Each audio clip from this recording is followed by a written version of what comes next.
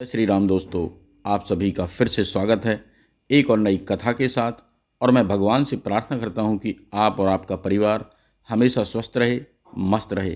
तो आज हमारी जो कथा है उसका नाम है राम नाम का प्रताप, उनके नाम की शक्ति। एक बार महाराज दशरथ राम आदि के साथ गंगा स्नान के लिए जा रहे थे। मार्ग में देवऋषि नारद जी से उनकी भेंट हो गई। महाराज दशरथ आदि सभी ने देवऋषि को प्रणाम किया। तदंतर नारद जी ने उनसे कहा, महाराज, अपने पुत्र तथा सेना आदि के साथ आप कहाँ जा रहे हैं? इस पर बड़ी ही विनम्रता भाव से राजा दशरथ ने बताया, भगवान, हम सभी गंगा स्नान की अभिलाषा से जा रहे हैं। इस पर मुनि ने उनसे कहा, महाराज, निसंदेह आप बड़े अज्ञानी प्रतीत होते हैं, क्योंकि पतित पावनी भगवती गंगा जिनके चरण कमलों से प्रकट हुई है, वे ही नारायण श्री राम आपके पुत्र रूप में अवतरित होकर आपके साथ में रह रहे हैं। उनके चरणों की सेवा और उनका दर्शन ही दान, पुण्य और गंगा स्नान है। फिर हे राजन, आप उनकी सेवा न करके अन्यत्र कहाँ जा रहे हैं? पुत्र भाव से अपने भगवान का ही दर्शन करें। श्री राम के मुख कमल के दर्शन के बाद कौन सा कर्म करना शेष बच जाता है? पतित पावनी गंगा अवनी मंडले सेई गंगा जन्मी लेन यार पद तले, सेई दान सेई पुण्य सेई गंगा स्नान, पुत्र भावे देखी तुम्ही प्रभु भगवान। मानस बालखंड। नारद जी के कहने पर महाराज दशरथ ने वापस घर लौटने का निश्चय किया, किंतु भगवान श्री राम ने गंगा जी की महिमा का प्रतिपादन करके गंगा स्नान के लिए ही पिताजी को सलाह दी। तदनुसार महाराज दशरथ पुनः गंगा स्नान के लिए आगे बढ़े। मार्ग में 3 लाख सैनिकों के द्वारा गुहराज ने उनका मार्ग रोक लिया। गुहराज ने कहा, मेरे मार्ग को छोड़कर यात्रा करें, वरना मैं आपसे युद्ध कर लूँगा। यदि इसी मार्ग से यात्रा करना हो तो आप अपने पुत्र का मुझे दर्शन कराएं। तो राजा दशरथ ये सब नहीं जानते थे। इस पर राजा दशरथ की सेना का गुहराज की सेना के साथ घनघोर युद्ध प्रारंभ हो गया।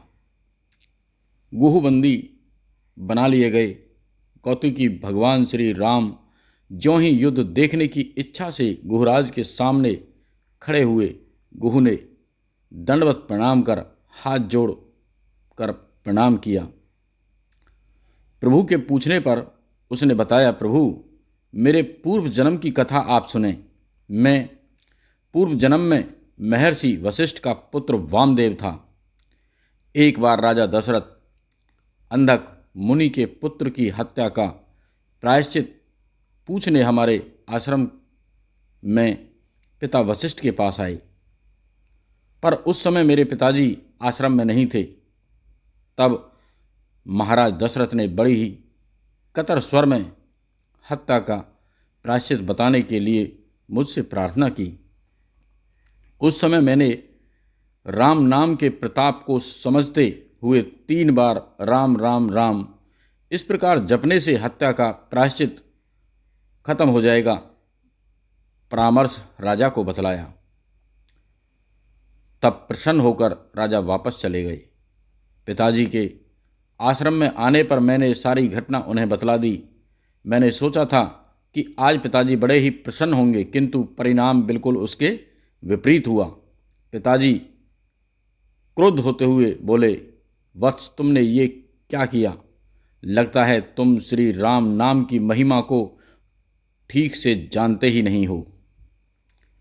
यदि जानते तो ऐसा नहीं कहते, क्योंकि राम इस नाम का केवल एक बार नाम लेने मात्र से कोई पातक, उपपातकों तथा ब्रह्म हत्या आदि महापातकों से भी मुक्ति हो जाती है। फिर 3 बार राम नाम जपने का तुमने राजा को उपदेश क्यों दिया? जाओ, तुम नीच योनि में जन्म ग्रहण करोगे, और जब राजा दशरथ के घर में साक्षात नारायण श्री राम अवतीर्ण होंगे, तब उनके दर्शन से तुम्हारी मुक्ति होगी। तो प्रभु, आज मैं करुणा सागर पतित पावन आपका दर्शन पाकर कृतार्थ हुआ हूँ। इतना कहकर गुहराज प्रेम विहल हो रोने लगे। तब दया के सागर श्री राम ने उसे बंधन मुक्त किया और अग्नि को साक्षी मानकर उससे मैत्री कर ली। भगवान के मात्र एक नाम का प्रताप कितना है, ये प्रसंग इससे ज्ञात होता है। तो दोस्तों, ये है हमारे सनातन धर्म में शक्ति। इस कहानी को ज़्यादा से ज़्यादा लोगों में शेयर करें, लाइक करें, कमेंट्स में एक ही नाम लिखें, जय श्री राम। आपने मेरे चैनल को अभी तक सब्सक्राइब नहीं किया हो तो उसे सब्सक्राइब कर लें। तो फिर मिलते हैं एक और नई कथा के साथ। जब तक के लिए जय श्री राम।